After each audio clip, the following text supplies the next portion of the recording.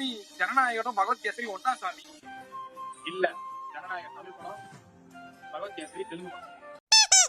தளபதி கொடுத்த துப்பாக்கிய எஸ்கே அண்ணன் தளபதி நோக்கிய சுட்டு தளபதிக்கு துரோகம் செஞ்சுட்டாரு சாமி. எஸ்கே துரோகம் செஞ்சுட்டாரு.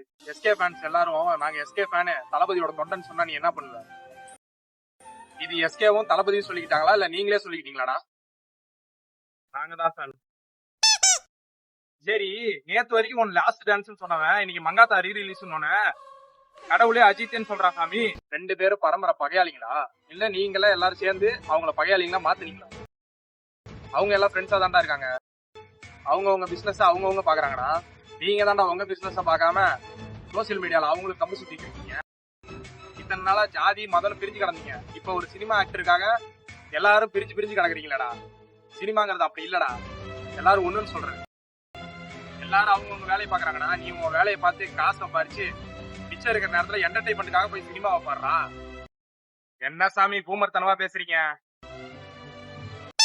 அப்ப நாங்க ஜனநாயகன் பார்க்கவா, பராசக்தி பார்க்கவா, மங்காத்தா ரீ ரிலீஸ் போவா? என்ன பண்ற? 33 வருஷமா நம்ம இண்டஸ்ட்ரிக்காக உழைச்ச ஒருத்தர் இப்ப லாஸ்ட் படம் வேற சொல்றாங்க. ஃபர்ஸ்ட் அவர் படத்தை போய் பாரு. ஜனவரி 9ஆம் தேதி ஜனநாயகன் ரிலீஸ், அடுத்து 10ஆம் தேதி பராசக்தி ரிலீஸ். ஃபர்ஸ்ட் ஜனநாயகனுக்கு பொங்கல் வச்சு அடுத்து பராசக்தி பொங்கல் வை, அடுத்து ரீ ரிலீஸ் போய் மங்காத்தாவை என்ஜாய் பண்ணு. இல்ல சாமி, நான் ஃபர்ஸ்ட் தளபதி படம் தான் பாப்பேன். ஒரு இண்டஸ்ட்ரியில எல்லா படமும் ஒண்ணாதான் அந்த இண்டஸ்ட்ரியில வேலை செய்யற எல்லா மக்களும் நல்லா இருக்க முடியும்டா. அப்ப எந்த படம் தான் சாமி ஓடும்? இல்லடா, நல்ல கண்டென்ட் உள்ள படம் ஓடும். உங்களுக்கு 3 படம் வருது, 3 படம் பாக்குறதுக்கு காசு இல்லையா சாமி?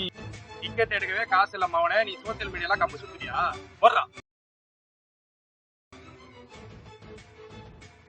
கடைசியா ஒண்ணு சொல்றேன், கன்னியாரு பண்ணியா இருக்காரு.